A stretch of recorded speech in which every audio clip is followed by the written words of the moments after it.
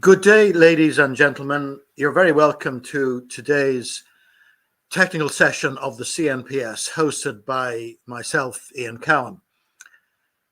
Today, actually, we have a welcome break from the subject that we've been dealing with recently, special relativity and contradictions therein, and also maybe things like quantum theory and extending the idea of the discreteness of quantities, things like binary mechanics.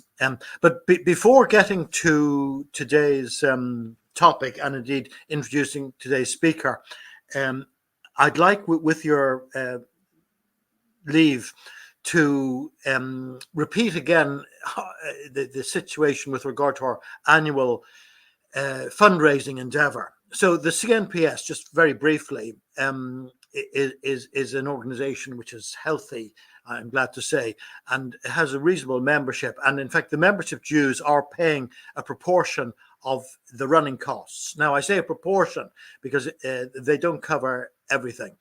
For example, a very big cost would be running of the server to run these meetings and so on. So the president, David de Hilster, has recorded a very brief video just about the mechanics of the fundraising endeavor, and I'll just play that now, and then I'll introduce our speaker. So let me see now. Video clips. Here we are. Fundraising. Hello, my name is David de Hilster, and I'm president of the John Chappell Natural Philosophy Society. Our organization is unique in the world in that we allow for serious criticisms of mainstream science, from physics to cosmology and from math to philosophy. And today, this organization resides 100% online. If you enjoy our Saturday morning talks, our websites, and the community of amazing critical thinkers you can interact with on the internet, then please consider contributing to our annual fund drive. It costs almost $3,000 per year to keep our internet presence and our Saturday morning talks alive and well. I want to thank all of our members who pay monthly and annual memberships, which is vital to our day-to-day operations. But unfortunately, this is not enough, and that's why we're looking to raise $2,000 in our 2024 drive. So if you don't want this organization to disappear, and you think that its mission is important, then please consider donating to the CNPS. It's vital to keeping science moving forward. Please go to fund.naturalphilosophy.org and donate today. Thanks once again from all of us at the CNPS. Your donation is vital.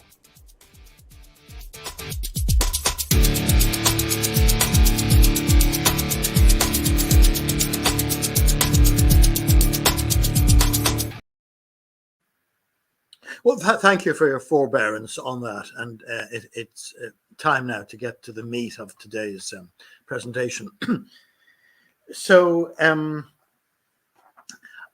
very glad to be able to introduce today Professor Claes Johnson from Sweden.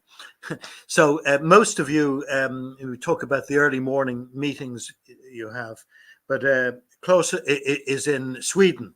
So he'll be in the afternoon as well. Well, I'm in UTC in Ireland. He's an hour later, I think. So it's an afternoon meeting for us. Now,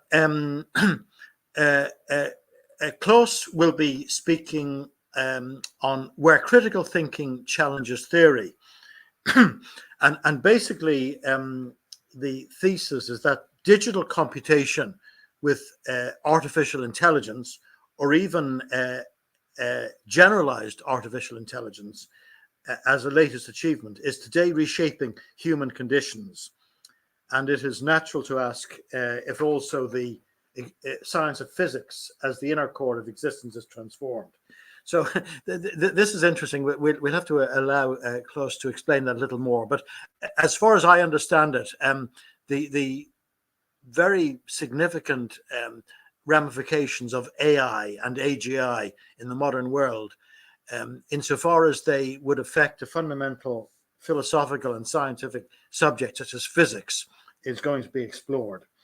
And as usual, there will be time for a detailed discussion at the end of the lecture, and we'll be keeping an eye on any questions which are coming in. If there's anything really, really very pressing that you just didn't understand a word he said or I said, we could maybe interrupt the session and deal with it. But all of the things being equal, we'd like to allow Claes to finish his talk, and then we'll deal with some of the questions, and indeed invite people up from the green room for a more detailed conversation on that. Okay, so the questions are coming in already. So without further ado, I'm going to bring you up, Claes. You're very welcome. Thank you very much for joining us today. We're looking forward to this. I'm going to hand over to you, and I'm going to bring myself down. But you just tell me when you want your slides brought up, because I have them here. Yeah, you can directly put that up, the web page. Yeah. So your slides are up. I'm going to bring myself down, which means I'll be silent. But if you need me, just call and I'll come back. So the floor is yours. Okay, fine. Thank you. Okay, so I've been a professor at Chalmers University in Gothenburg and then at the Royal Institute of Technology in Stockholm. And I started out as a structural engineer at Chalmers. And at that time, there was a new computational method developing in the 60s, which is the finite element method, which is a general methodology for solving differential equations, in particular the differential equations of mechanics. So that's where I started, and then I shifted to math, and I made a combination between math and engineering. And the central theme has always been, and still is, to solve the differential equations of the world, in particular, the differential equations of physics. And of course, with the computer, we have a new situation, and that comes to expression in artificial intelligence. But you know that this wonderful new thing that we don't know really how it works is anyway based on computation. So another aspect of computation is then to solve the differential equations of the world. So if you look at the world, you could think of the world as something which performs an analog computation. And if you then can model this in digital computation, you have a possibility to model the world. And this is in a new way. So the differential equations of mechanics and physics are sort of old, but the tools to solve these equations and by solving the equations, explore the world. So that is the theme. So the idea is that physics is viewed as a form of analog computation or information processing, where one particle communicates with another particle and then takes a step forward in time. And this you can model by digital computation. So the main idea is then that the real world, of the classical real world, is modeled by continuum mechanical models. So you have Newton's equations and you have Maxwell's equations that takes care of mechanics and electromagnetics. And by using the finite element method, you can solve these equations. You can say that the continuum mechanics classical world is computable. But modern physics with quantum mechanics is not computable in the standard setting that it has now. And that is the difference between classical mechanics and modern mechanics. And it is believed that there is such a big break between the classical continuum model and the new quantum mechanical model, which has been which has not been able to bring to reality. So I have a new version of quantum mechanics, which is in the spirit of classical continuum mechanics. And that makes both quantum mechanics, modern mechanics, and classical mechanics, electromagnetics, structural mechanics, to something computable. And that is something new. So I want to describe that. So in essence, it makes the real world computable if the real world is modeled by continuum mechanical model. And the continuum mechanical model has a special quality. It is not a particle model. The continuum is something that has all scales at the same time. And it is a wonderful principle to model the world through a continuum. The net effect of having quantum mechanics also in the setting of a continuum mechanical model, that is that microscopics is the same as macroscopics. Microscopics is not something different from macroscopics, and I'll come back to that. So this scheme is then, if we go to another aspect of my efforts, is to reform mathematics education from this principle of computation. And I've collected here an educational system which I describe as Leibniz world of mathematics. And we know that Leibniz was a universal genius, and he combined mathematics, which is sort of the idea, the principle, the symbols, with the computer, and constructed the first mechanical computer. So Leibniz, to me, is a person that brings together both the mind as mathematical symbols and the computer as something real that can perform computations. So if we go here, just to give you a little, so you have a lot of material here, but if you go to model workshop,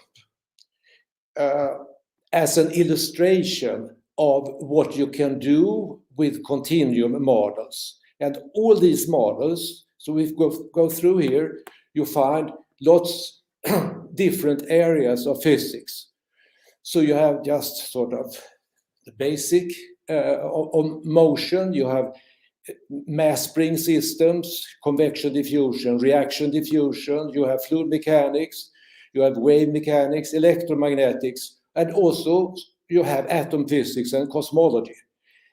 And it is performed in this sense that so if we take the simplest possible example is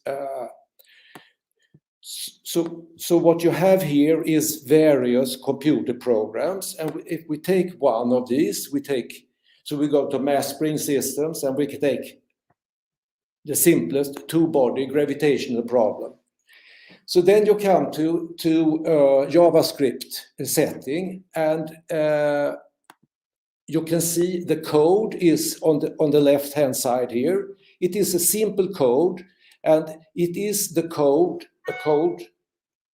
which is more or less the same for all the applications. And you can see the code here. You have something which is F, which is a force, and the force makes an update to velocity, dx and vy, and then the position is updated from new velocity. So in this way, force gives acceleration, and acceleration gives motion and shifts position. So if you run this program, so you get from this simple little computational version of Newton's law, these few lines gives you basically the basic part of cosmology. Okay, so if you have done that, you can then go back.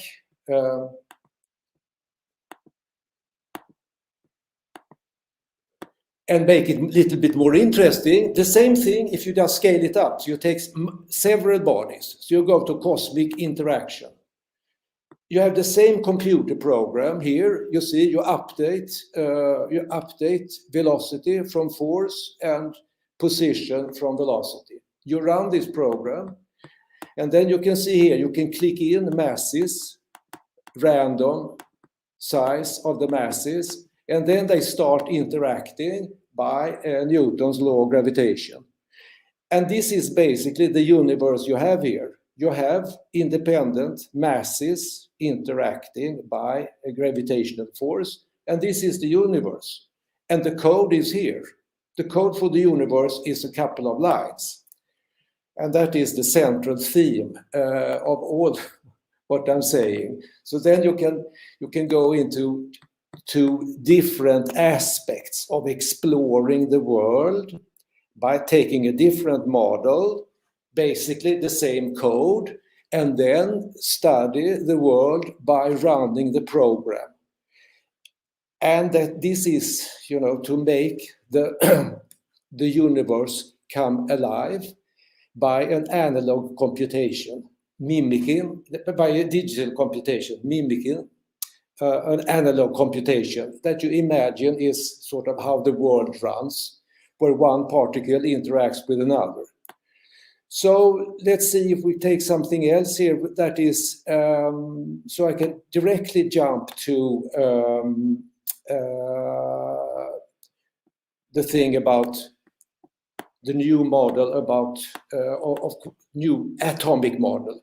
So the idea is that atom physics is also continuum mechanics. So I have a new model of the atom, and the atom looks like this in the simple setting. So here you have the kernel in the middle, and then the electrons organize themselves in spherical shells that do not overlap. And the spherical shells have different number of electrons. But it is a continuum mechanical model where an electron is sort of a cloud of charge density. Different electrons don't overlap. They repel each other, so they cannot occupy the same space. And this gives the electron an identity by occupying a special portion of space. So an atom is a kernel that attracts different blobs of charge densities that organize themselves in some pattern to be close to the kernel without while repelling each other. So here is an example how it looks if you run this model. So here is just oxygen. So you have chosen. So you have in the oxygen model in this setting has 2 electrons in the inner core. Then it is another 2, and another 2. So if we run this, you see the layers. This is a crosscut of the electron density. So here you have the electron density in the inner core, in the next shell, and in the next shell. And then there is an equilibration so that the density is continuous.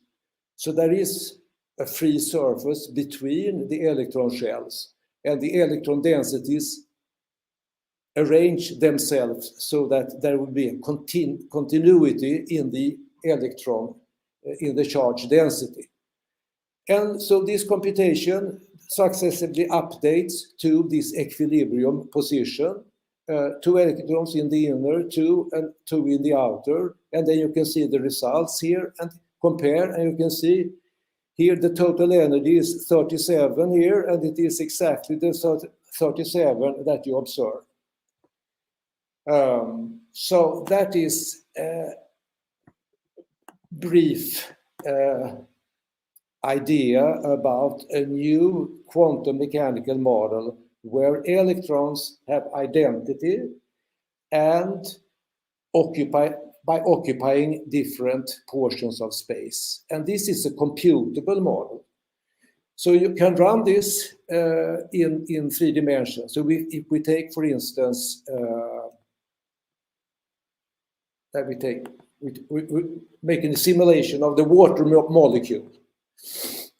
Here you see the code. The code is basically the same as we've seen before. It's a couple of lines that arranges, seeks the minimal energy. And you can here you can see an oxygen model with its 2 valence electrons in an outer shell, and the inner is there. And here you have 2 hydrogen atoms. And you can see how they arrange themselves into an energy minimum. And there is a free boundary here between the oxygen electron and the hydrogen electron. So this is a continuum mechanical model,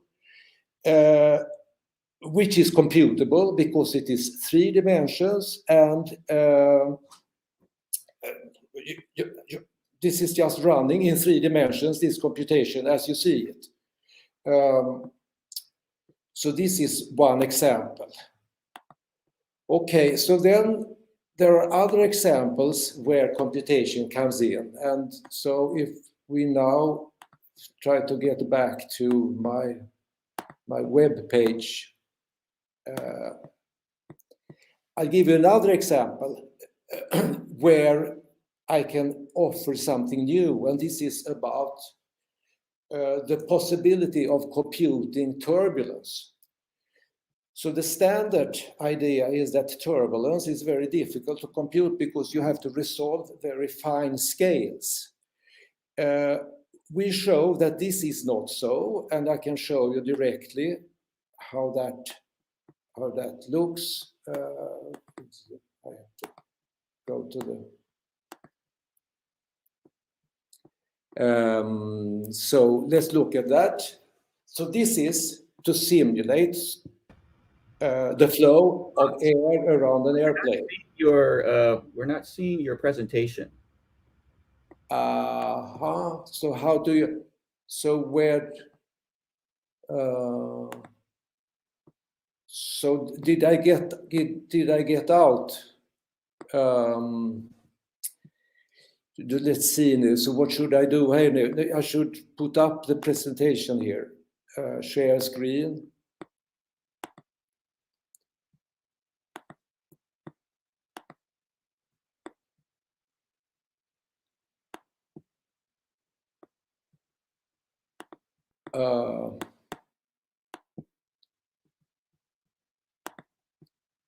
Do you see it now?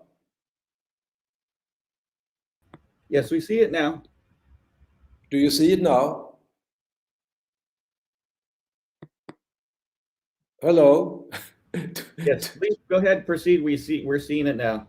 You're seeing it. Okay, we are seeing it. Okay, but then I think I have to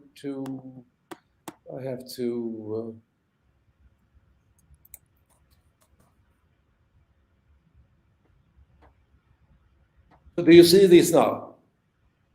Yes, we do. Okay, fine.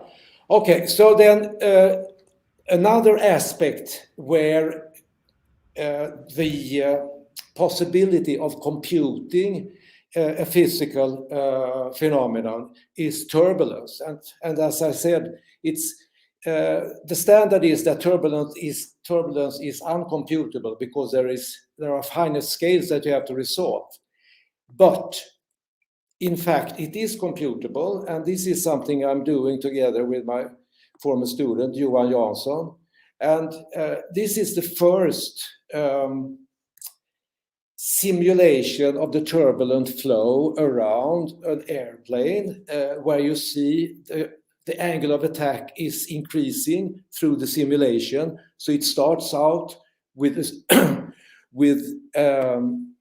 a flow that is not yet stall flow, but it ends up with a larger angle of attack. But what you see here is a resolution of the flow, of turbulent flow around a full airplane. And it is done by solving the Euler equations as a continuum model. And it is a specific computational aspect of solving Euler's equations, because it is, Euler, he wrote down these equations 1755, the Euler equations, and we can have a look at them if we want. Very simple, 2 lines of code, of symbols. And he said that these 2 lines of symbols describe all of fluid mechanics. The trouble is that I cannot solve them.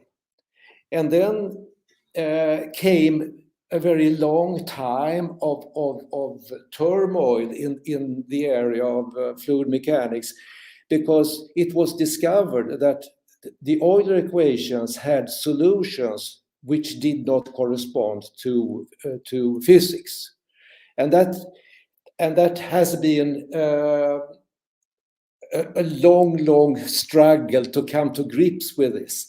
The Euler equations seem to describe fluid mechanics, yet they have solutions which are not physical. And it took about 250 years to come to understanding that Euler was right. The Euler equations describe physics, but it is the solution concept that is the critical thing. With the right solution concept, you can compute solutions to the Euler equations which are physical, and these are the physical Euler solutions that you see here. And this means that for the first time it is possible to compute. Sorry to interrupt again, Claes, but we're actually seeing the screen that says CJ on Mathematics and Science, which is your website. We're not seeing any equations or anything that you're referring to. But do you see the image here, or? No, we do not. We just see your title page. Okay, let's see. Okay, so what should I do? Screen that you're using to display the CJ on Mathematics and Science title page, that's the one. Okay, but if I go, okay. But do you see this? No, we're just seeing just the your website. You may have to. What should I do then?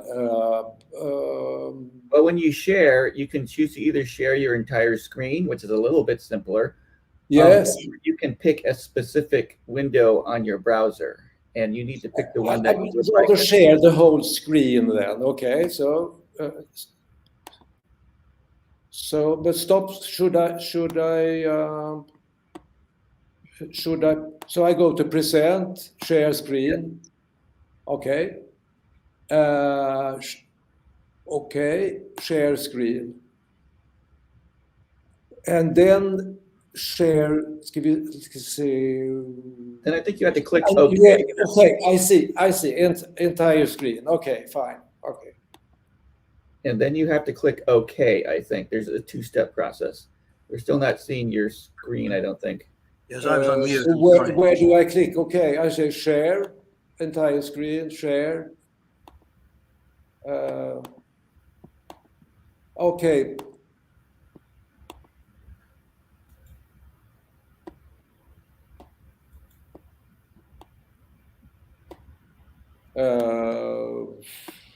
Am I now?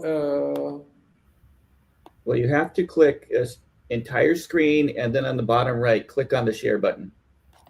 Yes. Okay. Present. Okay.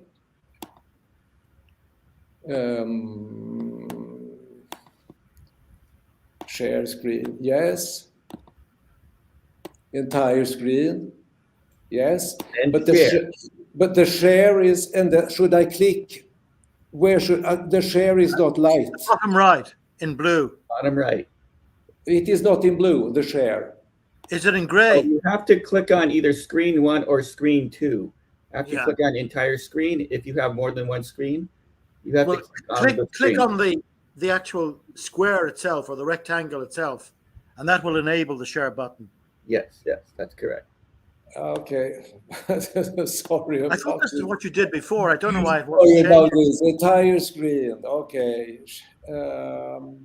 And then you Okay. click in the middle onto what looks like your screen. Okay.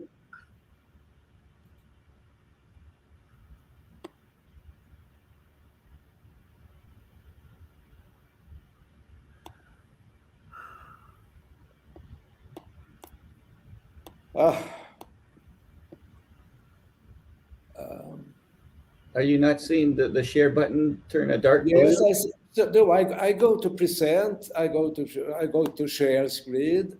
Yes. I go to entire screen. And then you have to click below that on the left, the actual image of the screen. Yes. And then the share button at the bottom right should be blue. Yes, it is. Yes. So click that. Yeah, I have done that. Really, that's most odd because it was working before. Yeah, that's rather weird. That should have worked. No, but no, it is it. Unless it's not the format. No. Well, you could try doing share screen, and you have your choice between Chrome tab, window, and entire screen. You could try the window option, in which case you would Okay. So I go to window that you want to show. Then that should. Could I show window instead? Okay. Yeah, try window. Right. Okay. Click on the screen that has the presentation you want to show us. And then the share button should turn a dark blue. Do you see it at least doing that? Yes, yeah, but should you open the site? But it's not come up for me as it had done before. Uh-huh. No, okay, now I see it. Now we see your presentation. Did you? Uh-huh. Well, we saw it momentarily, and then okay. So okay. What a mess. Okay. Okay. So now I go to window. Okay. So I take.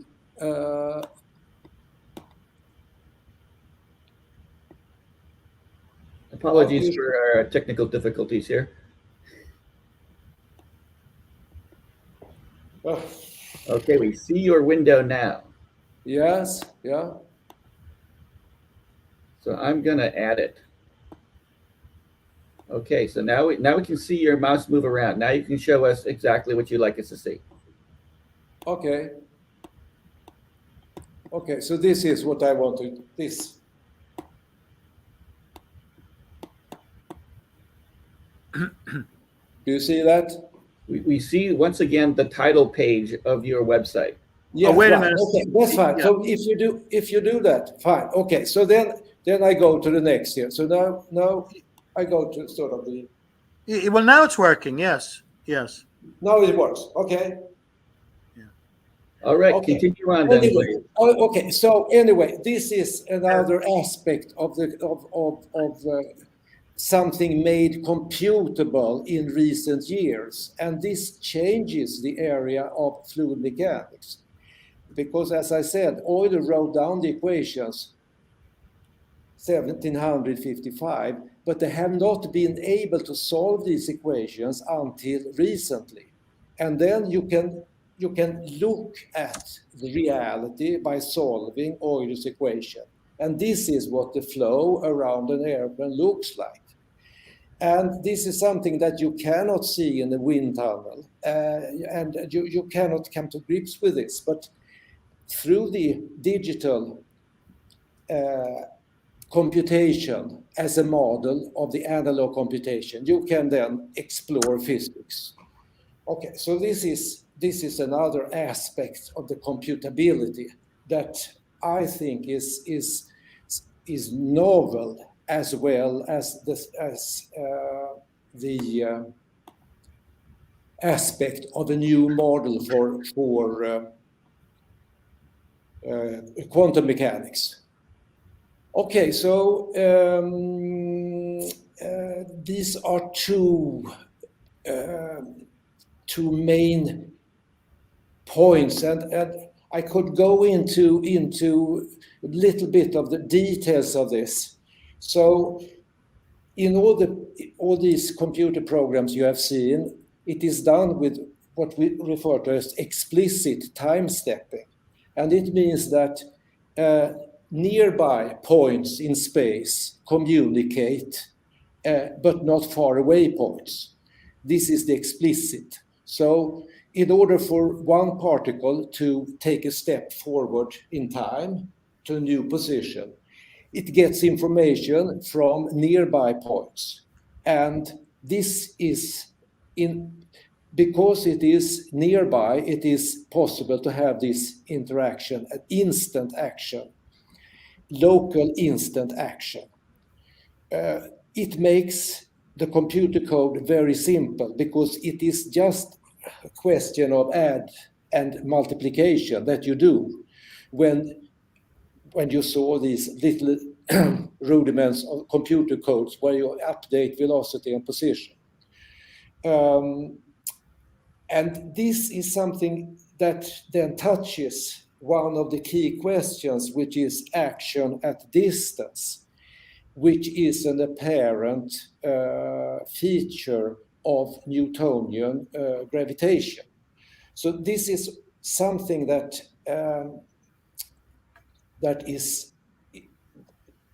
connects to how is it possible, and this was something that Leibniz asked Newton, how is it possible that the gravitational force, the mass, the gravitation from a mass can be instantly communicated to a body away from the gravitating mass. And there has not been any real good resolution to this because instant action at distance is physically impossible. So if you have apparent instant action at distance, it must be that you look at the problem in the wrong way. And if you look here between, you have a connection between the mass density and the gravitational potential. And it is mediated by the Laplacian operator. So the Laplacian differential operator operates on the gravitational potential, and that gives the mass. So the standard thing is to view then that the mass is given and the potential is created as solution to this Poisson equation. But that solution process involves both mathematically and physically instant action at distance.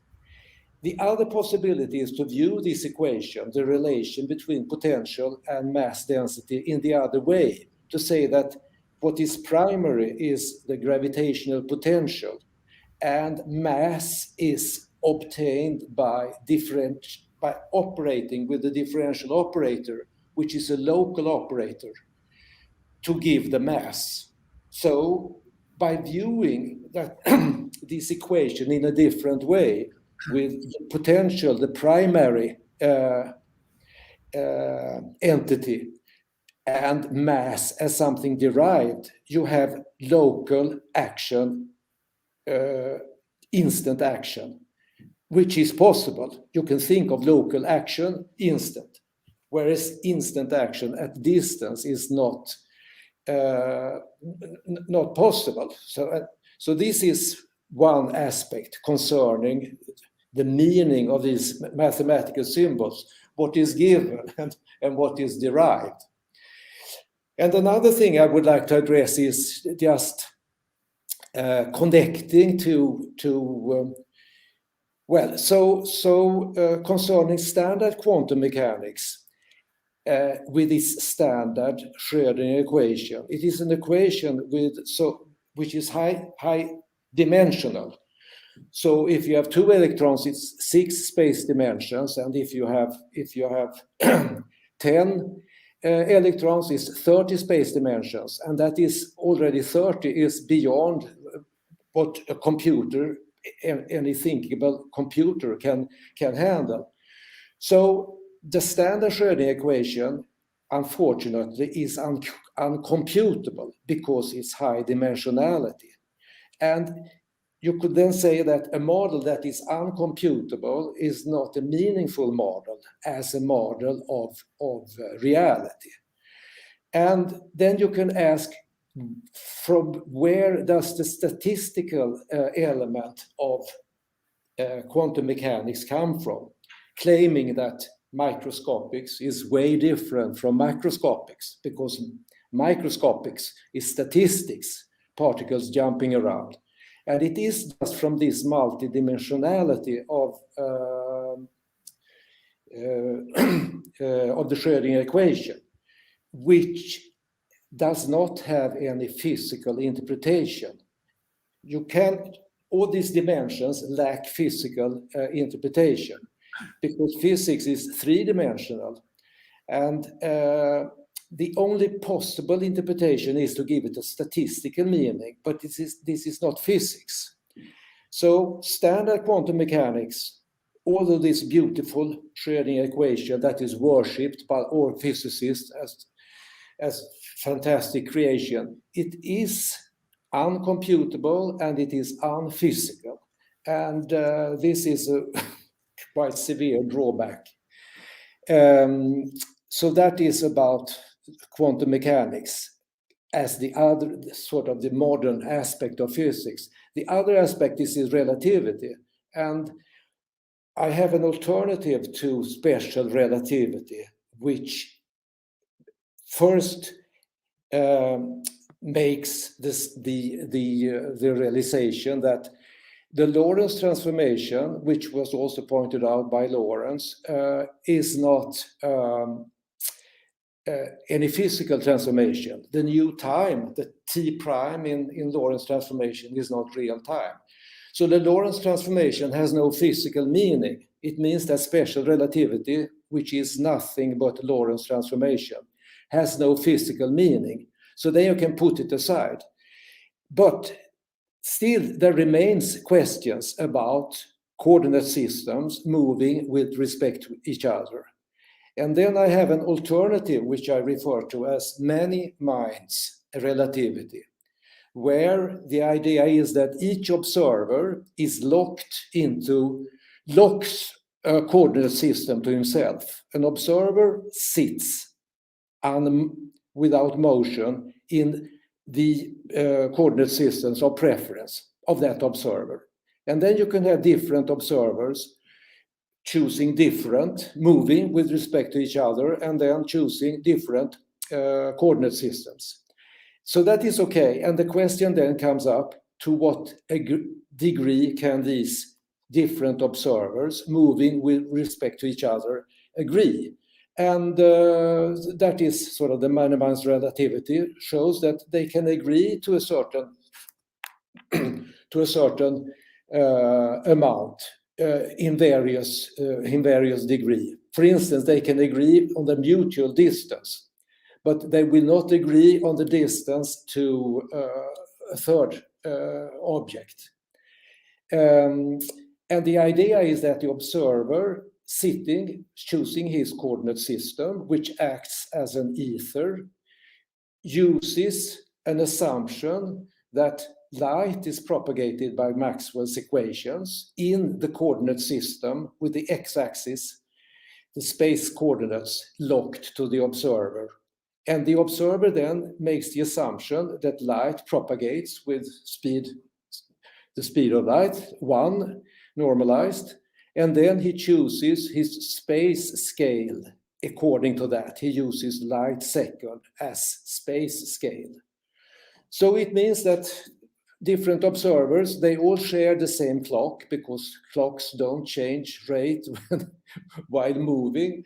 And they choose their space coordinate system using light second, then by definition having the same speed of light. And then the question is, to what degree can these different observers agree? So this is my take on relativity. So, well, I have given sort of some kind of snapshot of different aspects, and maybe if maybe there is a good moment now to open for a discussion, and I can go into details of these various aspects, but hopefully I have given the basic idea of computing as an aspect of the world, that the world is performing an analog computation. And we can model that by a digital computation, which then in some sense has a physical correspondence. And it takes, it becomes then takes the form of explicit time stepping, where only local instant interaction is required. And that gives a very simple computer program. And you could also think of a world that operates on this principle of local instant interaction, which creates the world. And it then turns out that you can make quantum mechanics probably computable by having a different, more classical continuum mechanics model. And you can also, so it brings back modern physics to classical physics in the setting of continuum mechanics. And if this works, this is quite a bit of simplification, and you don't have to struggle with the different microscopical world, which you cannot understand according to quantum physicists.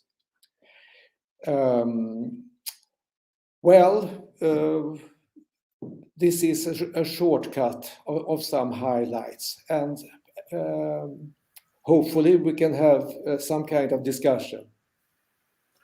Well, let's do that. And thank you very much, Claes, for that illuminating exposition.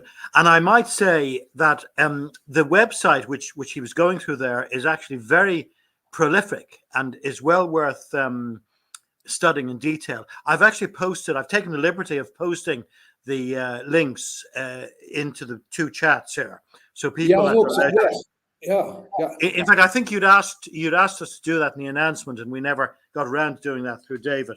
So they have the link now, and it's well worth studying. In fact, there's so much information there on all aspects of physics and Euler's equations and Maxwell's equations, everything you could care to look at, and things like practical,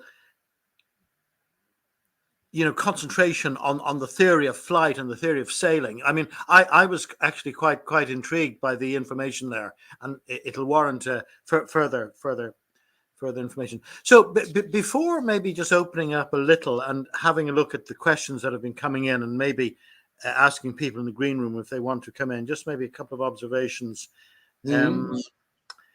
Obviously, one is interested as well in your thesis that this will have ramifications on mathematical education, and yes, you're referring to the Leibniz model and so on. Yes. I was also interested in your very brief little programs, a few coding lines where you were describing different aspects of physical phenomena in the universe, going from analog to digital to analog. The Euler fluid mechanics was quite interesting as well, and your statement that some of it was not physical. But maybe just before handing it over generally, I just have one question, which I'll just take the opportunity as moderator to post now. Yes. You're talking about continuum mechanics, which is interesting because that's a bit of a reversal of some of the concentrations we've had in recent weeks, where we've been looking at the discreteness of reality a la quantum physics. But my question is, you were talking about the interaction of particles, local particles close by. So how do you view any interaction which must take place between very distant particles? You know, the so-called action at a distance, things like gravitational effects, very, very far off. Do you see those as forces that take a certain finite time to manifest themselves between particles?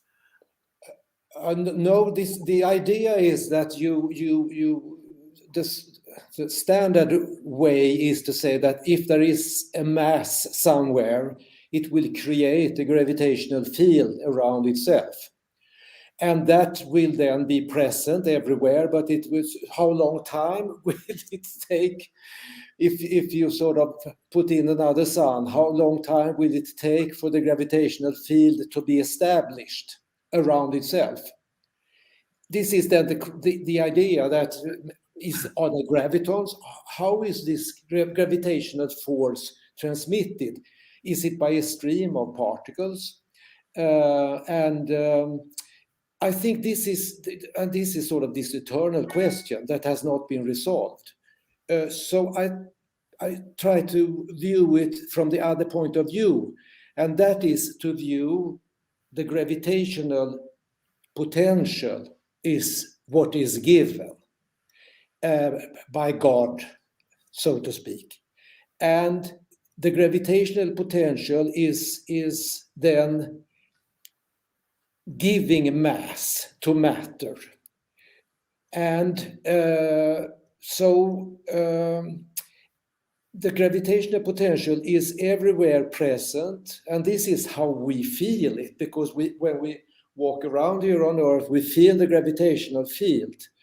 And as it is something that is ever present, and we react to that. And we don't say that my body is in some sense creating some gravitational field that is then in a little bit influencing the motion of the moon or the sun. It is rather so that the gravitational potential is there and we feel it, and this makes the matter comes out where the gravitational potential, because of this connection with the Laplacian. So you take the Laplacian on the gravitational potential, and it is you take two derivatives on the potential. It means that if the potential is 1 over r, for example, and you look at the corresponding mass, it is a point mass. So given the potential, you get, by taking two derivatives of it, you get the mass distribution. And where the potential is peaky, where it has sort of peaks, there, if you can say, concentrated masses occur. But where the gravitational potential is not so sharp to bring out sort of more or less point masses, you could think of it as something like some kind of dark matter that you cannot see. They are created by gravitational potential, and you can feel it, and it is not sharp enough to bring out sort of visible matter.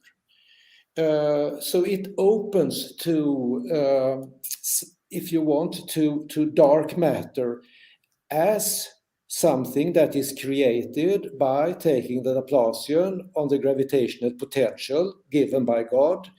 And if these two derivatives, if the potential is not sharp enough, it will correspond to some kind of distributed matter that you cannot see. So this is a speculation, but the basic idea is to view the gravitational potential as given, and then mass as being derived locally by the action of the Laplacian operator. And this is, to take a derivative is something local, because you compare nearby points when you take the derivative. If you view it in the other way, you have to solve the differential equation that is like integration, and integration is a global process. So I think this is a possibility, and I think that Leibniz would support this idea, because he also had an idea of something that he called the complete harmony, that there is something in the world that things are in harmony with each other. So the potential is in harmony with the mass. And it is not so that the mass is sort of sending gravitons to influence other things. It is the other way around. So this is at least my idea. Okay. I took the liberty of putting the website up there, so if people need another one, Franklin's putting up some questions there.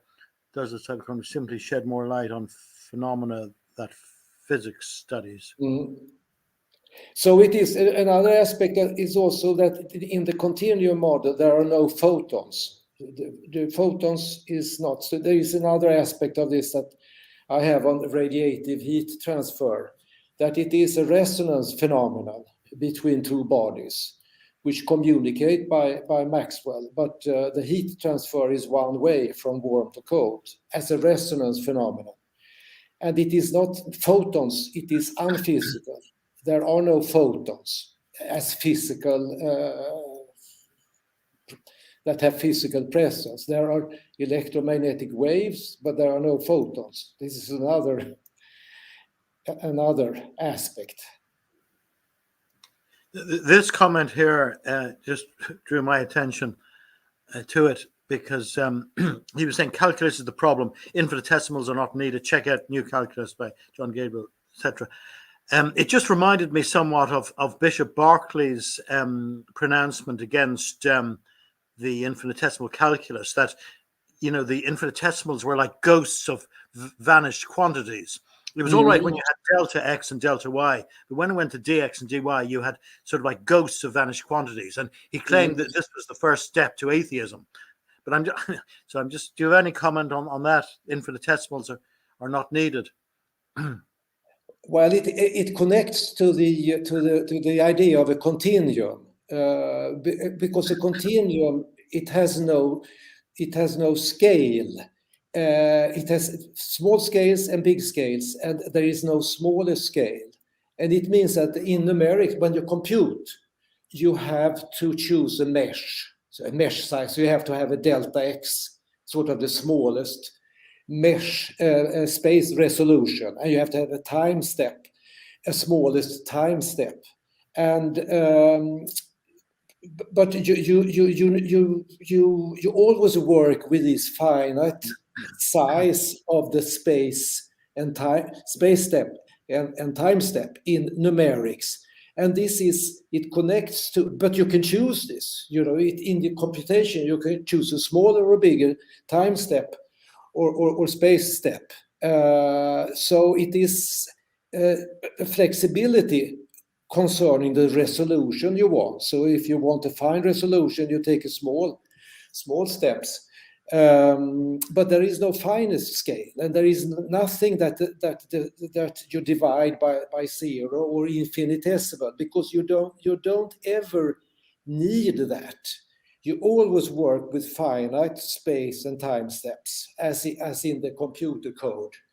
And there is no issue what happens if delta t or delta x goes to zero, because they don't. They can be as small as you like, but they don't go to zero.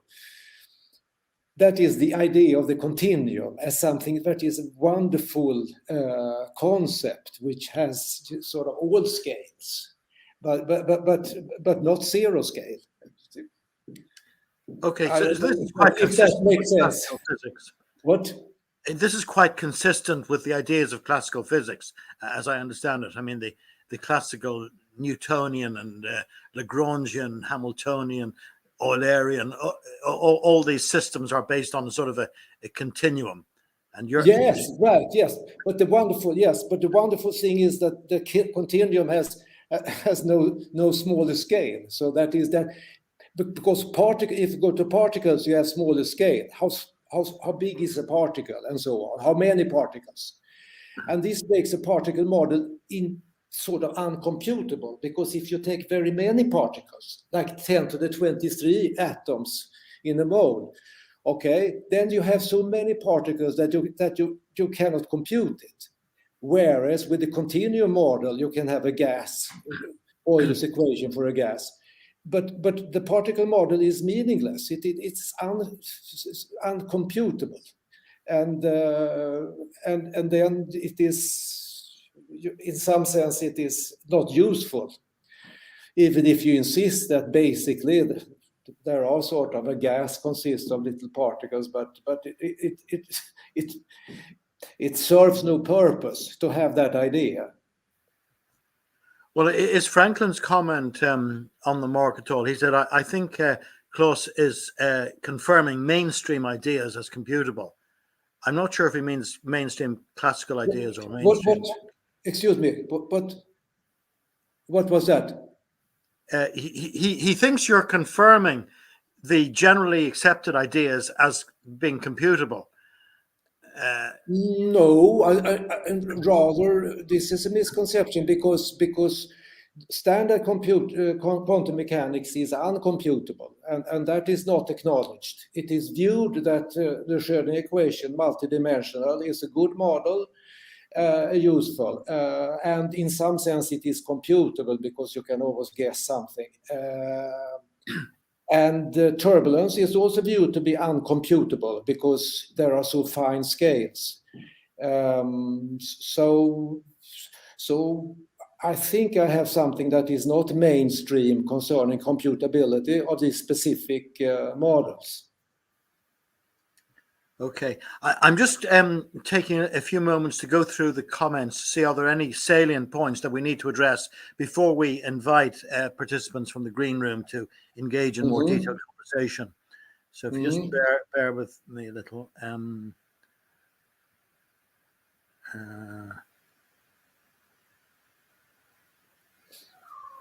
not sure what he means by that, Einstein follower, because you accept gravity. The sun uses gravity.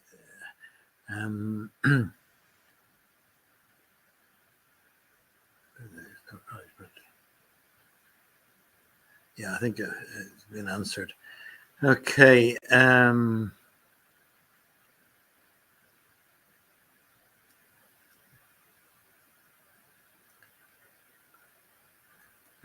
It's wrong. According to Einstein, does the inertial value. Okay. That's a detail about sort of E equals mc squared.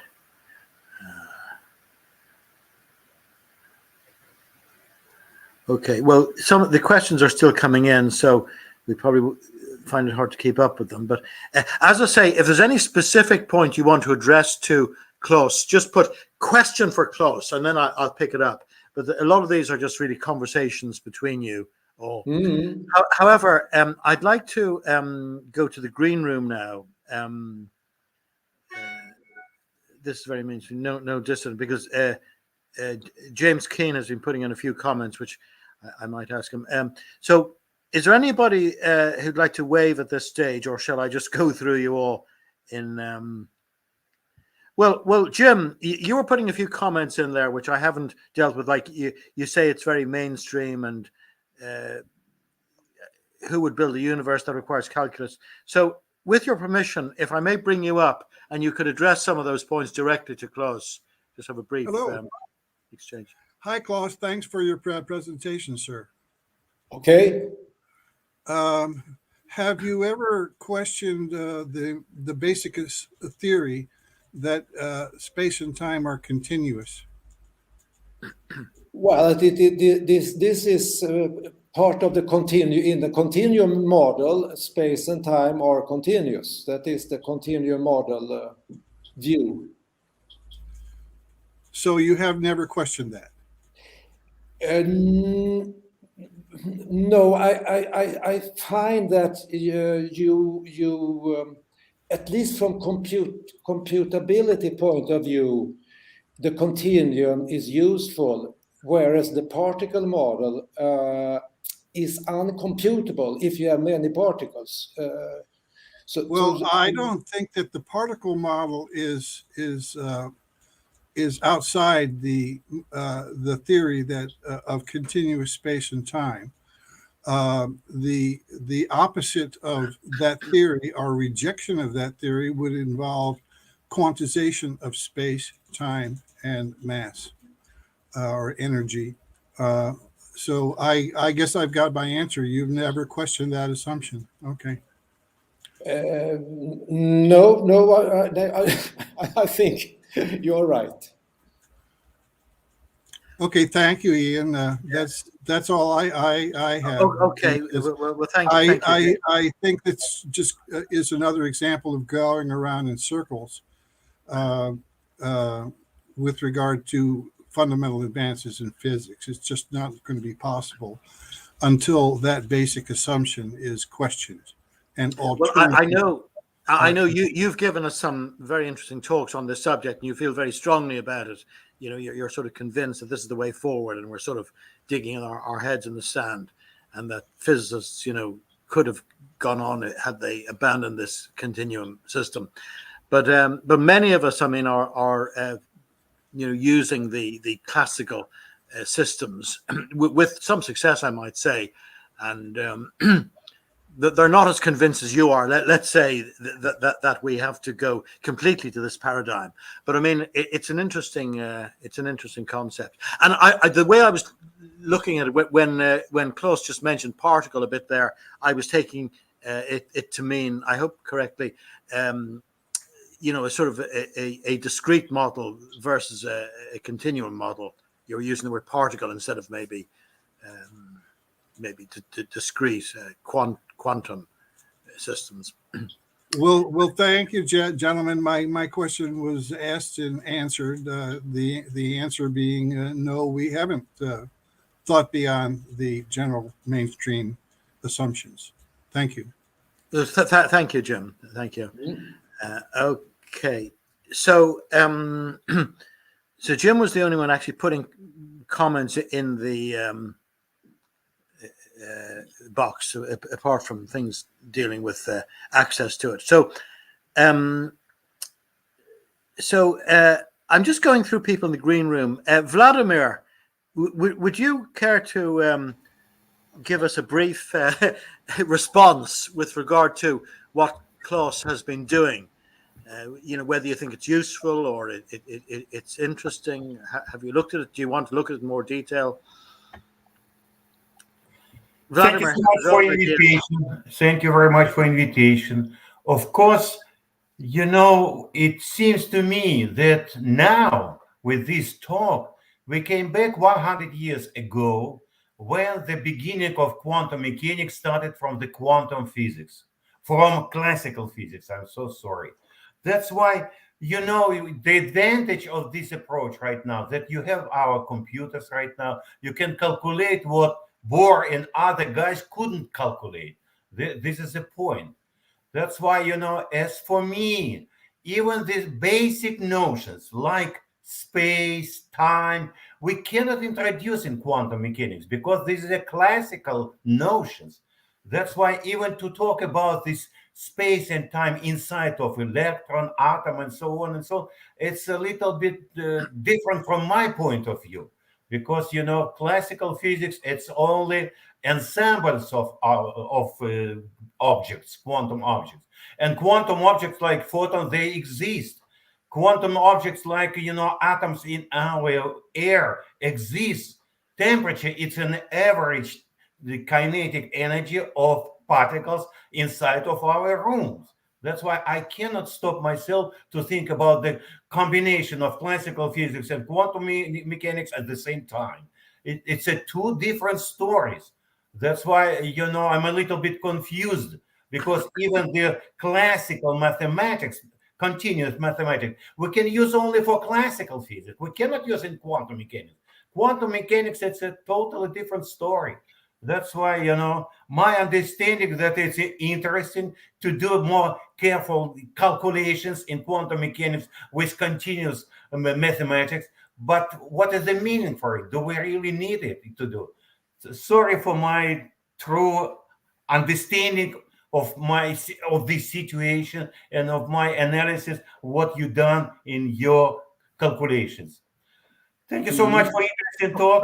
Thank you for your candid comments. Ideas for 100 years old. It's good on a new basis. That's why you're right. It's a mainstream. The beginning of this mainstream was 100 years ago. Thank you very much. Bye now. Thank you. Any response to that, Claes, with regard to the comments? Yes, I can give a response. I understand the point of view, and this is sort of the standard, where you say that something happened in physics around 1900, which was the creation of modern physics, which was different from classical physics. And this is the prevalent idea now for more than 100 years. But the trouble is that there are so many difficulties coming with that. And one thing is, of course, relativity that no one understands, but it's almost just forgotten and no one wants to talk about it anymore. And then the other thing is the quantum mechanics and the idea of statistics, that the idea that an atom is something that comes out as statistics. And this is something that it is the reason why this has come up is that the Schrödinger equation that Schrödinger wrote down in 1925 for the hydrogen atom with one electron was a wonderful model, and this is a classical continuum model with a Laplacian and a potential. But then the question was, what about two electrons? And then, so how to generalize it to two electrons? And then came sort of a mathematical trick. You say you just add another spatial dimension for the second electron. So you have 6 dimensions now. And then the equation formally looks the same. But this was a step, without any reason. You cooked up a model that was fine with one electron. You generalized it to several electrons with a stroke of pen, but it had no physical meaning. And then you say that, okay, the only meaning I can give to this new equation, multidimensional Schrödinger, is statistical.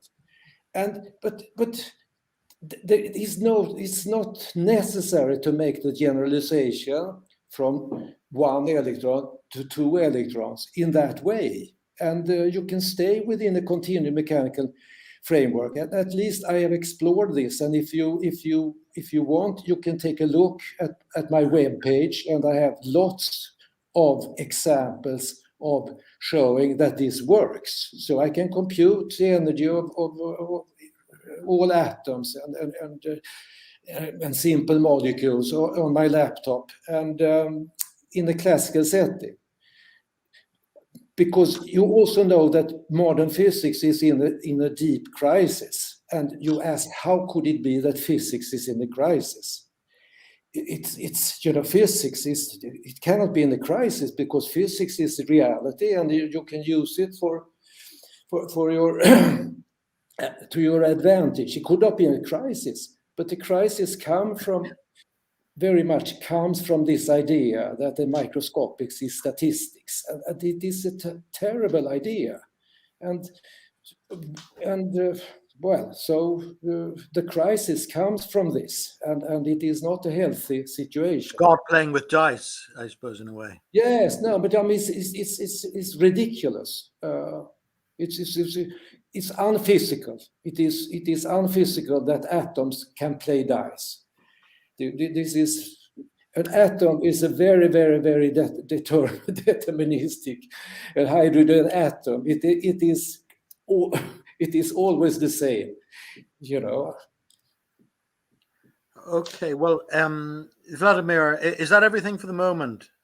Well, for the moment, yes, but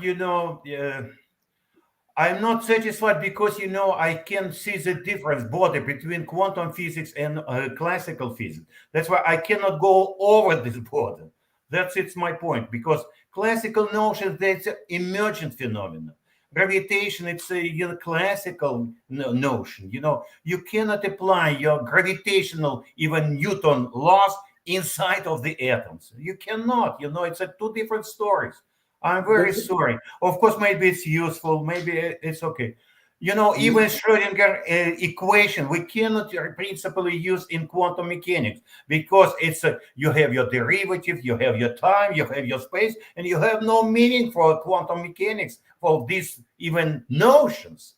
That's why, you know, of course, you can continue your calculations. I'm very happy that you can calculate energies and all this stuff. And it helps people to understand how to proceed with quantum objects based on classical physics notions. But as I told you, it's returning back to 100 years ago.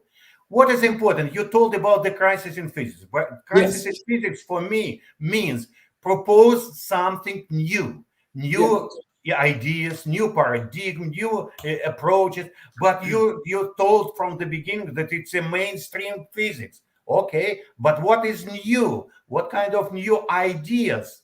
Some new, you know, approaches to the classical physics, because we live in classical physics. You know, I'm sorry, we are classical bodies too. And my question to you is, we have macro objects. How to work with macro objects, not with atom or with something quantum objects. How to deal with superclusters, with clusters, with the world. It's based on macroscopic objects, not on your atoms. No, but this is the continuum idea. In the continuum, you have all scales. You have macroscopics and microscopics. It's you know, it is the same. This is exactly my point. We cannot use continuum approach to quantum objects. That's That's simple, because electrons, it's not zero. It is something in quantum object, as a quantum object. And for this something, we don't have these notions even, space and time. That's why it should be only operators. It should be a totally different approach to quantum mechanics. You know, it's my, you know, education and my understanding of the difference between quantum and classical physics. Yo, I understand what you're saying. I understand. Yeah, I understand. Okay, thank you so much. Thank you, Vladimir. Thank you for those points.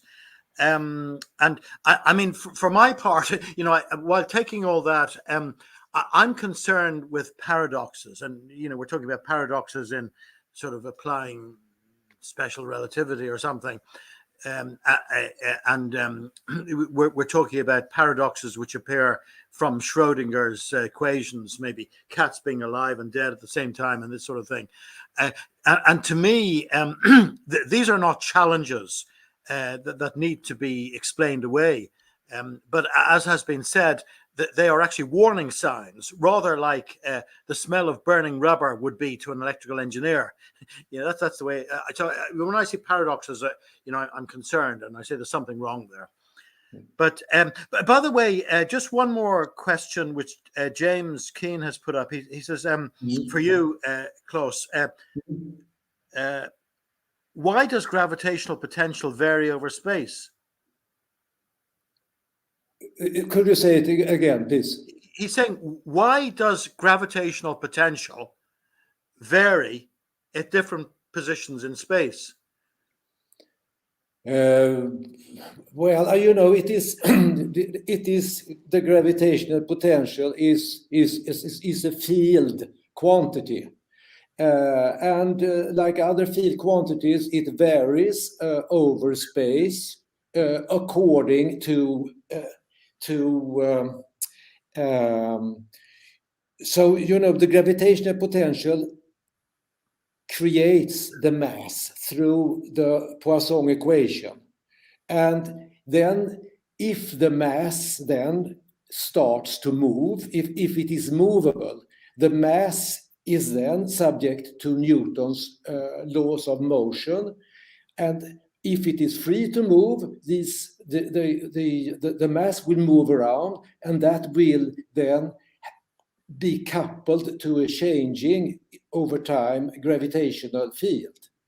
But you could think of the gravitational potential is just like in electromagnetics. It is a potential. It is everywhere present, and it varies according to circumstances. Okay. Now, I'm just because the time is catching up on us. We have a little bit left, but are there any other people in the green room that wish to come in? I mean, I better warn you, if you don't, I will invite you in. Some of the cameras are. Cornelis has switched on his camera. Cornelis, if you're, I know the last couple of times you were out, you seem to be out again on a mobile phone. But if you could maybe briefly give us a response, or maybe prompt some question for Claes on your own take with regard to what he's been saying, I'd appreciate it. Well, I don't know how well you can hear me, because, like you said, I am on a mobile phone. So, can you hear me all right? We can hear you. It's a little low in volume, but we can hear you. Yes. Okay. Well, my question, I posted in the comments too, was how do you build a particle in a continuum? I'm very much in favor of a continuum myself, and I've used finite element analysis to simulate and work with fields in continuums before, and I think it's a very viable method that he's using. So that's my question, is basically how does Claes consider forming a particle within a continuum?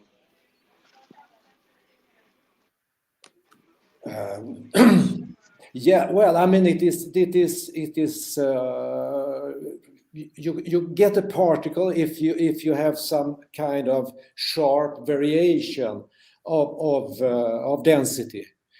So if you can allow that, you can have in your equations, you can put in a point source, a force that is acting in just one mesh point. So you have your mesh points, it's a discretization of space. And if you think of putting in a force just at that mesh point, it acts like a point force.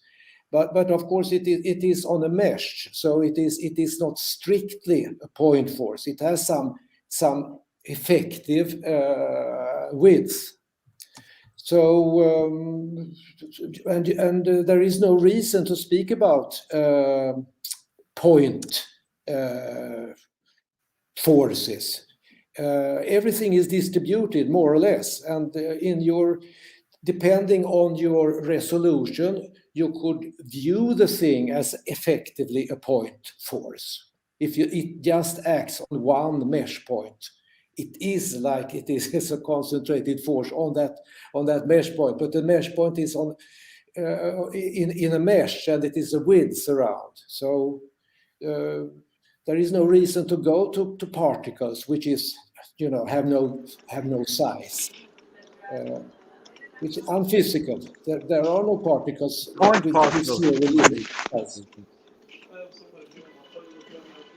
This seems to go a lot along with what I view particles as, is just a focus point of energy, or a strong variation in the continuum, and they can maintain themselves through a resonant characteristic, or locally resonant, point focus resonant, just like dropping a rock into a pond. You get a focused point of waves, and this is how I see particles as being. Yes, you could think of it as particle, but you don't have to. But there's no finite edge to this pattern. It just dissipates out into the continuum, and it becomes focused as a strong point. And as that strong point, we recognize it as something unique within that continuum, and we call it a particle. Yeah, you could speak about it like that, but you could also understand that this is a way of speaking. It is not physics. Okay. Have you gone through and used your mathematics to take like a wave energy in a continuum and form a particle or a point focused wave? Yes, there is a lot of on my website here. You have lots of examples of wave phenomena. So if we go here to what is sort of waves or fluid mechanics, so you could let's see if we take a wave, maybe maybe we see we have fluids, we have I'm waves. looking more. Okay, but here you have what you mentioned. Okay, so you drop a stone in the pond. Okay, so here is the wave pattern created by dropping a stone in the pond. And of course, you see all these wave fronts, which are sort of sharp wave fronts by reflection. So you have these things. You have localized phenomenon like wave fronts, of course, but yes. Yeah, I was looking at more of a three-dimensional, and people talk about fluid mechanics a lot, but I'm looking at the continuum as being a solid, basically, and the waves would be within that three-dimensional solid. Yes, but the continuum is not a solid. It's the continuum is rather a coordinate system that you erect. Right. Okay. Yeah. The grid or the mesh, basically the continuum. Yes, right. Mesh. But if you have an Eulerian mesh, then you don't follow particles. Right. If you do a Lagrangian description, you follow particles. But in the Eulerian, which is sort of more computationally open, then you sit in a specific point and you watch particles move by. You don't follow particles. Yeah, and the particles would be basically wave patterns within that mesh. Yes, right. Yeah. Yeah. So that's what I said. And the mesh itself would not flow. The mesh would fluctuate. The mesh would fluctuate potentially. It's different. I mean, you can have a fixed mesh, which is easier, to program, or you could let the mesh flow as well, So you can have. It's depending on the situation. It is, but it's easier to work with Eulerian. Yeah. I've never seen a flowing mesh, I guess, as such. I've always seen all meshes. This is common in finite element technology, that you can let the mesh move with the body changing shape. So it's possible to let the mesh flow, but still it is a mesh, Yeah. Okay. Well, that sounds like right. It sounds very interesting. Yeah, thank you for those comments, Cornelis. And we just get some other observations, maybe. Roger has his camera off and is muted, but if he wants to come in to give a brief statement, Roger, you there? Okay. I think he's asleep. No, there he's coming on. Any brief response to this whole business of using AI, to progress into the future in regard to what has been for many of us a dead end in dealing with mainstream ideas up to now? You can hear me, can you? Yes. Okay, yeah. My experience with AI has not been very good. I've had a try on it, and it just makes a bigger mess at the moment, as far as I'm concerned. You use things like group chat thing. What's it called? Yeah, so it's probably just going to advance and get better. So that's as far as I've got on that, and there's been too many problems already with physics, because people have lots of different opinions on things, and things just turn into a mess with people saying lots of different things. And so that's as far as I've got on things. Yeah. And AI just makes it worse, in my view. Any response to that, Claes? Well, I mean, you have two possibilities if you think of approaching reality. You take fluid flow. Okay, so either you say that fluid flow is described by Euler's equations, and you solve it on the computer, and you get a picture of what the fluid flow is. So that is sort of the classical way. Then with the computer added. The other is to say I will use AI. So I make the AI look at many pictures of fluid flow, you know. So it can browse the web for pictures or pictures of cats but let's say fluid flow, and then it's supposed to come up with a model for fluid flow, and that is being tried by sort of giving AI a lot of data from fluid flow and then asking it to come up with some kind of clever generalization of that. So far it has not been very successful, and so it is a question: is it possible to understand the world by showing pictures of the world to AI and asking it for an explanation, or do you need to go down to sort of the equations, to the Euler equations, and solve them? As far as I can see, it is not so easy to get AI to sort of open the world by just looking at it. But clever things, it can certainly identify if it is a cat or not a cat. So maybe can do also something for fluid flow. Paradoxes again. Okay. Okay. Well, thanks very much. Thank you, Roger. Yeah. I'm not sure if Vladimir wanted to come back. I have one or two more to go back. Okay, he wants to come back. Briefly, Vladimir. Yes. You're absolutely right. In your approach, there are no particles. There are only classical notions like energy, density, and all this stuff. These notions you can introduce only for ensemble of particles. You cannot use for one electron, two electrons. It's obvious.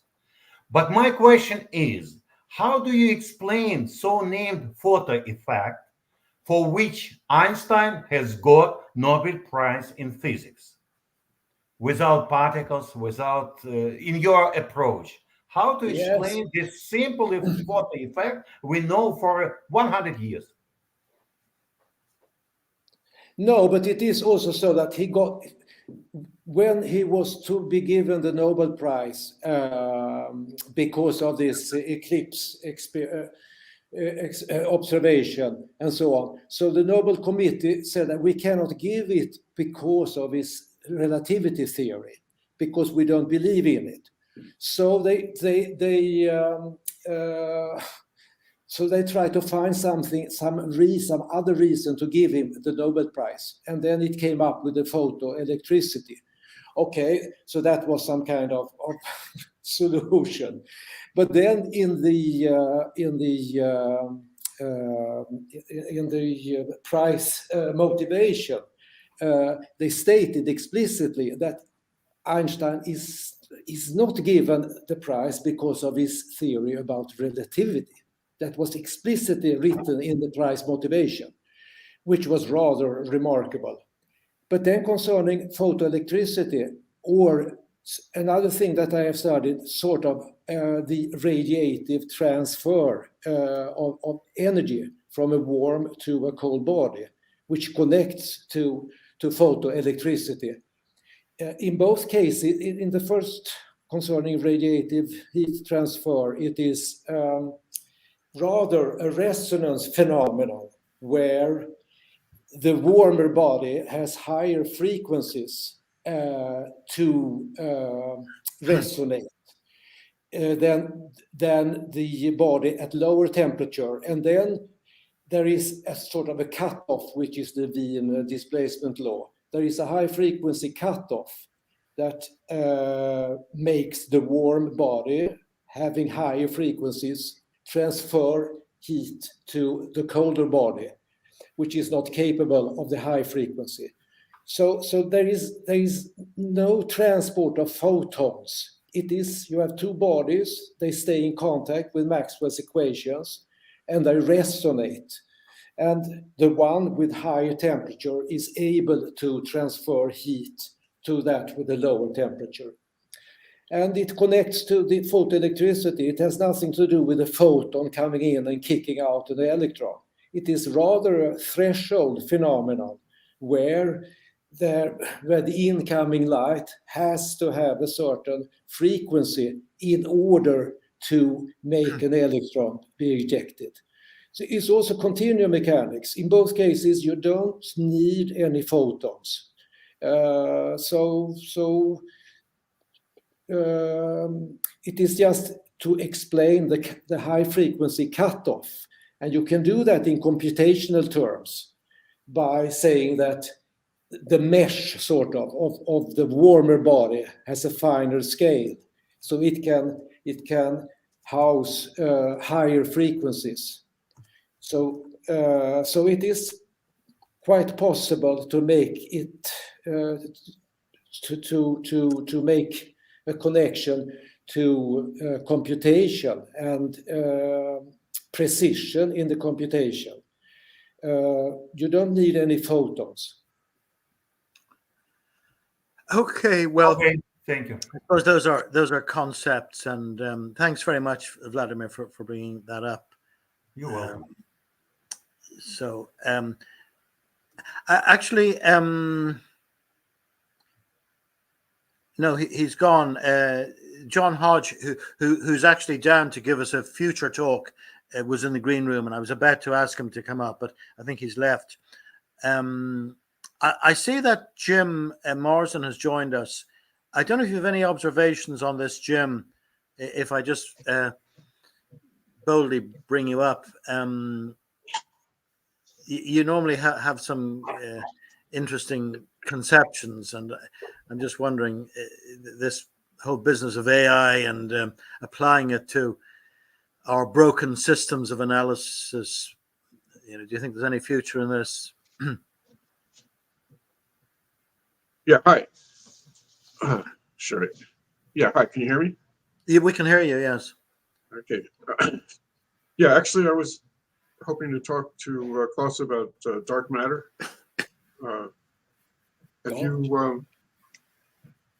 Have you explored an idea that dark matter is distributed proportional to the gravitational potential? Yes. Does that work? Well, it is sort of simple where the gravitational potential is the gradient or the Laplacian of the potential is not strong enough. You cannot see it. Where it is strong enough, sort of pointed potentials, then you get visible matter. So it's possible to think of dark matter as being some kind of smoother residue of the potential field, of the gravitational potential. So and have you tried to apply it to?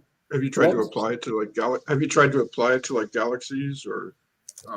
Well, there is I have here. So it is you can. If you want to start the universe from zero, so you could think of that you have a potential that is zero. So you have the Laplacian of the potential is equal to the mass, which is also zero. Then you make a little perturbation of the potential. A perturbation that varies quickly in space. And when you take then the Laplacian on something quickly varying in space, you augment it, you get it much bigger. And out comes a plus and minus distribution of matter. So you get positive and negative matter as the result of a perturbation of the gravitational potential. Sometimes the Laplacian is positive, so positive matter. Sometimes the Laplacian is negative, so you get negative matter.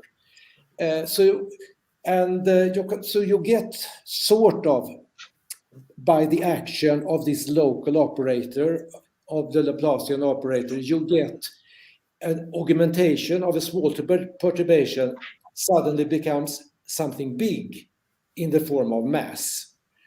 and then you can speculate. So here's the example of that. So here you start out with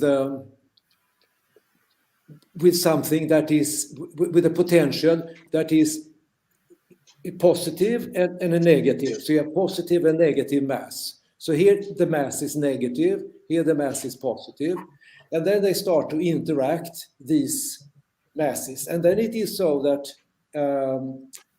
positive mass and negative mass, they repel each other, whereas equal mass attract. So now you have positive mass, and here you have negative mass, and then they repel each other. So you say that they stick away. So from this variation of positive and negative mass, as the result of an initial perturbation of a potential that is initially zero, these different masses, they repel each other. So after some time, the positive mass does not see the negative mass. So, but still it has some kind of influence from the negative mass, but they part from each other. And so it gives, you could view that as the positive mass is mysteriously subject to some kind of force that you cannot see because this negative mass is far away. So it is possible to think of, if you start from the gravitational potential, that you can get both positive and negative mass, which repel each other and then sort of disappear. And then maybe you end up in a universe where the mass is positive and the other part, the negative mass universe, is far away, but still has some kind of mystical, magical influence on it. So you can speculate about what can come out from a gravitational potential. Both positive and negative mass can come out. And so in some sense, you can connect it to dark matter and dark energy, if you want to speculate. Okay, Jim, anything else, or can we leave it? I have one or two final things to do. Yeah, I just wanted to suggest that maybe that dark matter is the ether, and it's proportional to the gravitational potential. Yeah, it is sort of maybe food for thought. Excuse me. Yeah, go ahead. No, I didn't hear what you said. That maybe that if there's an ether, that it has mass, and the density of the local density of the mass is proportional to the gravitational potential. Yeah, I sort of that the gravitational potential can be, it is everywhere present, and it can have different presence, more or less manifest, depending on sort of how quickly it is varying. So there could be some kind of soft residue of the potential that you would think of as dark matter, which you cannot see because it's not pronounced enough. It's possible. All right. Thank you. Okay, thank you very much for that. And it's certainly quite possible that it's part of the explanation for what they're postulating as dark matter, if not all of it. Okay, before wrapping up, asking Claes to say a few things, and maybe wrapping up myself, my co-host Franklin, he's been helping with the hosting. Have you anything you'd like to say, Franklin, before we wrap up? Yeah, I mean, it seems that a lot of your talk has to do with the difference of quantum mechanics. And when you first showed your simulation of like gravity in the Earth, and you put the dots, and we could see all that happen, that was very clear.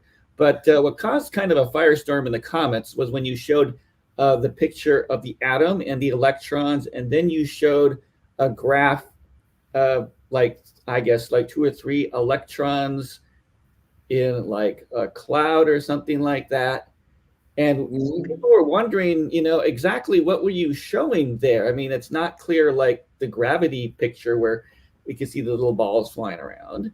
And there were some questions about, you've mentioned some criticisms about the atomic model. Why is it the electrons should maintain their stately, bands, right? They make these shells, but why should they make those shells? I mean, I was kind of wondering, have you done like a simulation where you just use Coulomb's law and you put like 2 protons in the middle, and then you put 2 electrons around, and you saw what would happen? And obviously, what's happened is that electrons would just eventually collide and stick to the protons, right? They would not in any way, shape, or form form shells. So what is your opinion really on the atom? Did you come up with a new version of the atom that fixes that? Yes, it is. But it is. Can you see it? It is here. Can you see it? Yeah, I'll have to put that back on the screen. Yes, okay. Can you see it? Yes. Anyway, it is a classical continuum model. You think of an electron. So here is a hydrogen atom electron, the red. It is like a blob of charge density. So that varies.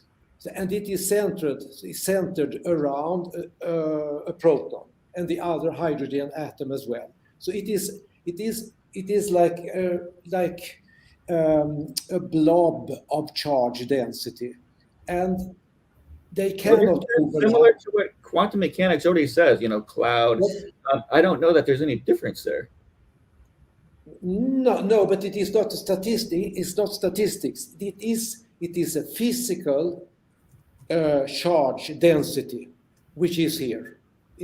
And so it is a classical continuum. And here are the electrons of the oxygen atom, and they don't overlap.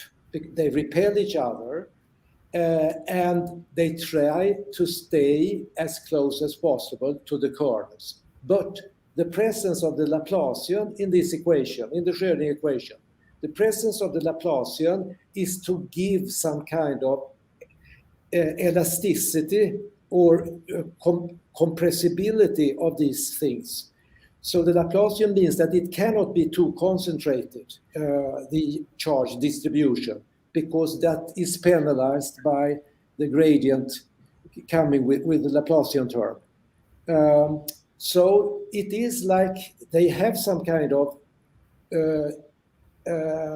capacity to not just be compressed to something very close to the kernel. They have a certain width depending with the presence of the Laplacian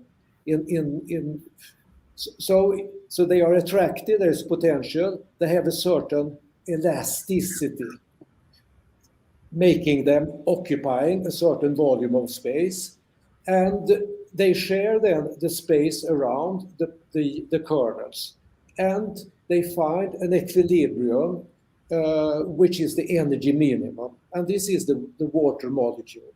So it is a new type of model in the classical sense, which connects, of course, if you look into chemistry books, you see things like that. In all chemistry books, you have they depict the atoms like this. It is a blob here, a blob here, a blob here, and they connect. But this goes one step further. It gives this model a physical presence. The electron is sort of a charge density cloud. It is not something. It's not statistics. It is physics. It is really a physical entity, which is a charge density. But by the way, one of the questions came up, which we didn't get to, but I pose it now. Do you conceive of the electron and other particles as being composed of things like quarks, or do you think that's an inaccurate model? Well, again, it is a continuum model. So it is described by a field quantity, which is the charge density, which has a certain value in x and t. So it is a field quantity which represents the charge density that varies. So it has a value in each point. So it is a field quantity, and you don't have to get into as little as when you work with standard continuum mechanics equations, where you work with something like density it is a field quantity, and you don't have to go into the details. What does it consist of? This blob of charge. It is a blob of charge. Do you prefer to conceive of that as being the ultimate unsplittable element, or do you consider that itself is composed of other smaller elements which can be postulated? Well, I mean, you don't have to enter this. What you have to realize or admit is that this blob has an identity which is different from this blob. It means that they cannot overlap, so they meet together. Okay, so that is the physical essence. It occupies a certain region of space. It does not overlap with other electrons, so it has a spatial identity, and it is distributed because of the presence of the Laplacian. It cannot collapse to a point. So it has a certain width, a presence, and you don't have to go into say that. So this charge density, it has an identity. It has its identity because you cannot. What is very important that the charge density inside an electron is not interacting with itself. The Coulomb potential, which is very essential, is only interacting by Coulomb potential with other electrons. There is no self-interaction, and this is very important because this is what is troubling quantum field theory, where you get into self-interaction. If an electron can interact with its own electrical field, you get into infinities. So the important thing here is that this blob of charge density has its identity, and it is not interacting with itself. It is not repelling. It's not little charge densities which are repelling each other. It is something that interacts with other electrons by Coulomb repulsion, but not inside itself. So that is very important in this model. There is no self-interaction. And if you allow self-interaction, then you get infinities. If you think that it is interacting with itself, it's the same, with yourself.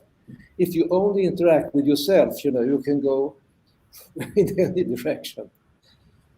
Right. Well, Franklin, if those are all the observations at present, I'll perhaps give Claes an opportunity of summarizing. And then I'll officially close the meeting because we are running. Thank you very much. So, Claes, if you'd like to spend a few moments just summarizing the proceedings of today, what you are trying to bring forward to us, and how you address some of the points raised, and how you see the future unfolding. Okay, so let me then say, so the idea, as Vladimir pointed out, this is to go more than 100 years back to before 1900 and say that we have some experiments, Michelson-Morley, and we have something else that we cannot explain. We have this ultraviolet catastrophe and so on. So we have to throw out the whole of classical physics and create something new. I think that this was not well done. It was not necessary. You can handle the ultraviolet catastrophe of radiation by some kind of precision cut off that connects to computability, staying in the continuum model. The same with the quantum mechanics. You don't have to go to statistics and a multidimensional Schrödinger equation. You can stay with classical continuum mechanics. And so I have explored this, and so it means that both relativity and special relativity and quantum mechanics as the supposed foundations of modern physics, it is something there that is not reasonable, and that comes out in the crisis of physics. And it can be connected to the statistical interpretation of quantum mechanics. And the idea that the microscopics is way different from macroscopics. So if we can understand macroscopics, we can certainly not understand microscopics. I think this is not necessary to take this radical step. Because if you say that there are things that you cannot understand, then it is not science. Science is to understand something. And you cannot say that this is science because it is not understood. But quantum mechanics is not understood, yet it is claimed to be science. And this, I think, is part of the reason for the crisis. Okay, so computing brings a new angle to this. And the essence is what is computable and what is the model you want to compute in. And then the continuum model is really a remarkable tool that you can use.